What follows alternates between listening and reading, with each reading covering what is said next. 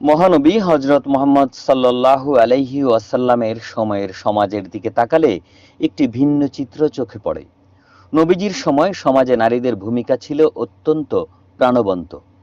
তখনকার নারীরা কেবল ঘরের চার দেয়ালের ভেতরেই আবদ্ধ ছিলেন না, বরং সমাজের নানা দায়িত্ব ও কাজে সক্রিয়ভাবে অংশ নিয়েছিলেন। তারা ছিলেন সমাজ গঠনের শক্ত ভিত্তি এবং তাদের কর্মময় জীবন আজও অনুপ্রেরণার আলো ছড়ায়। যুদ্ধের এক উত্তপ্ত ময়দান, চারিদিকে আহত যোদ্ধারা সাহায্যের অপেক্ষায়। সেই কঠিন মুহূর্তে এগিয়ে আসছেন কিছু সাহসী নারী। আহতদের সেবা করতে এগিয়ে আসতেন হজরত উম্মে আতিয়া আল আনসারিয়া রাদিয়াল্লাহু তাআলা আনহা।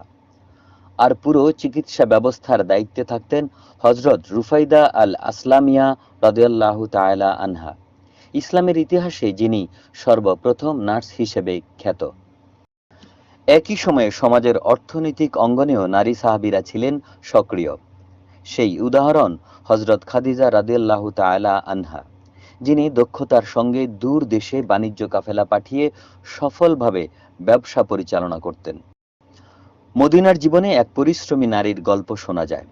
তিনি হলেন হজরত আসমা বিনতে আবু বকর রাদিয়াল্লাহু তাআলা আনহা। সংসারের দায়িত্ব পালনের পাশাপাশি তিনি নিজ হাতে জমিতে কাজ করতেন এবং খেজুর বাগানের দেখাশোনা করতেন। কঠোর পরিশ্রমকে তিনি কখনোই লজ্জার মনে করতেন না। অন্যদিকে জ্ঞান চর্চার জগতে উজ্জ্বল নক্ষত্র হয়ে উঠেছিলেন হজরত আয়েশা বিনতে আবু বকর রাদিয়াল্লাহু তাআলা আনহা। তার জ্ঞানের গভীরতা এতটাই ছিল যে অনেক সাহাবী ও তাবেঈ তার কাছে এসে হাদিস ও ইসলামী জ্ঞান শিখতেন। এভাবেই একদিকে পরিশ্রম আর অন্যদিকে জ্ঞান, দুই পথেই নারী সাহাবীরা রেখে গেছেন অনন্য দৃষ্টান্ত। দিনের এক অংশে তারা ঘরে বসে কাপড় বুনতেন, সেলাই করতেন বা চামড়ার তৈরি সামগ্রী বানাতেন। হজরত জয়নব বিনতে জাহশ রাদিয়াল্লাহু তাআলা আনহা নিজের শ্রমে উপার্জিত অর্থ দরিদ্রদের মধ্যে বিলিয়ে দিতেন। উহুদের যুদ্ধে নুসাইবা বিনতে কাব রাদিয়াল্লাহু তাআলা আনহা সাহসিকতার সঙ্গে রাসূল সাল্লাল্লাহু আলাইহি ওয়াসাল্লামের পাশে দাঁড়িয়েছিলেন। অন্যদিকে হযরত সাফিয়া রাদিয়াল্লাহু তাআলা আনহা উহুদ ও খন্দকের যুদ্ধে নিজের দৃঢ়তা ও সাহস দিয়ে সবাইকে বিস্মিত করেছিলেন।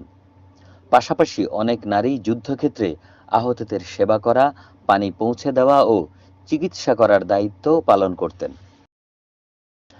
মানুষের সুখ দুঃখের প্রতিটি মুহূর্তেই নারী সাহাবীরা পাশে ছিলেন। কোনো পরিবারে যখন নতুন শিশুর জন্ম হতো, তখন ধাত্রী হিসেবে কিছু নারী সাহাবী ছুটে যেতেন।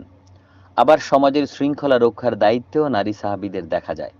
শিফা বিনতে আব্দুল্লাহ রাদিয়াল্লাহু তাআলা আনহা তার জ্ঞান ও প্রজ্ঞার কারণে হযরত ওমর রাদিয়াল্লাহু তাআলা আনহু এর আস্থাভাজন হয়ে বাজার তদারকির দায়িত্ব পালন করেন। নারী সাহাবীরা প্রমাণ করে গেছেন ধর্মীয় ও নৈতিক আদর্শ বজায় রেখেও চিকিৎসা সেবা, ব্যবসা, কৃষি, শিক্ষা এবং সমাজ সেবার মতো প্রতিটি গুরুত্বপূর্ণ ক্ষেত্রে সফলভাবে অবদান রাখা সম্ভব। ইসলামের ইতিহাসের এই সোনালী অধ্যায় শিক্ষা দেয়, নারীরা কেবল গৃহবন্দী কোনো সত্তা নয়, বরং সমাজ ও জাতি গঠনের সক্রিয় অংশীদার।